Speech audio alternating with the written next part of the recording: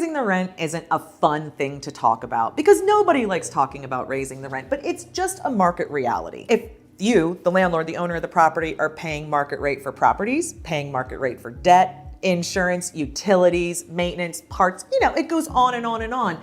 You have to pay market for the things that go into the business. It does make sense that your revenue should be set to market. The difference though in taking a strategy where you say, I'm not gonna hold market rent, I'm gonna keep it below market because I like long-term tenancy. That's something I hear quite a bit. And that's fine, but you have to understand that by not charging market rent, you won't have enough income for capital reserves to keep the property up.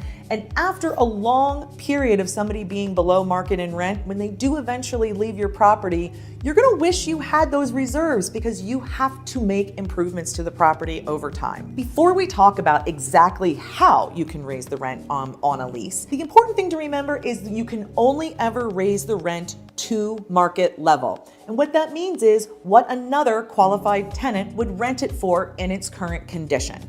And so that's hard to know, especially in small markets like ones I'm in. It's hard to know, so you have to find an information source for that. But remember, we don't just raise the rent because it's been a certain amount of time or because our expenses raised a certain amount.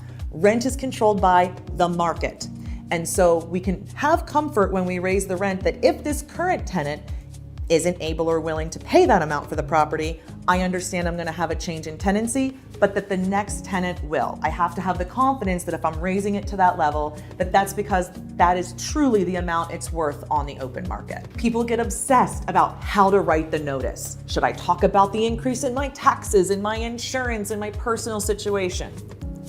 No. In fact, worry less about what you're writing in the notice. It should be clear, it should be factual, and it should give great options. Now, when you write this notice, one of the best things you can do is give options to your tenant. So yes, the end of the lease is coming up. What sorts of leases are you offering? Are you offering maybe longer than a year? Maybe you're offering something in a year, and then you're even offering something more short-term and flexible. Now, what's interesting about that is you can start to incentivize what you want. Do you want longer-term tenancy? Do you want a tenancy that ends in the summer versus the winter?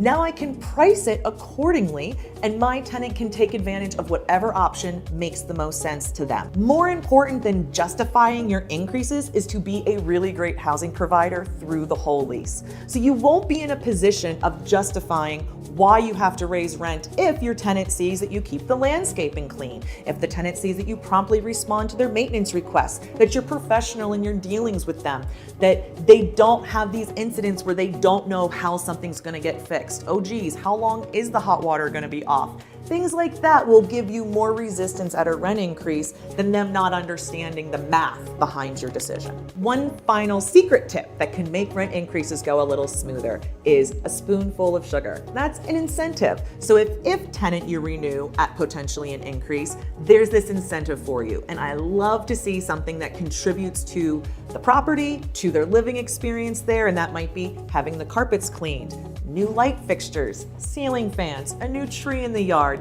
anything that contributes to the property that would make their living experience a bit better.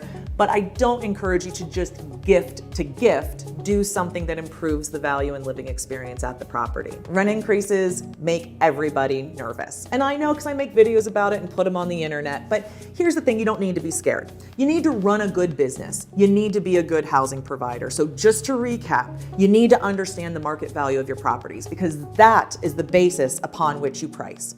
You also need to be an excellent landlord and housing provider. Be prompt with handling the maintenance. Be professional in the dealings with your tenant. Make sure there's nothing they can find lacking in your service. And then give them a couple of options that work for you and might potentially work for them. Anytime you can give them a little bit of control in that housing arrangement, it's going to make that pill go down just a little bit easier.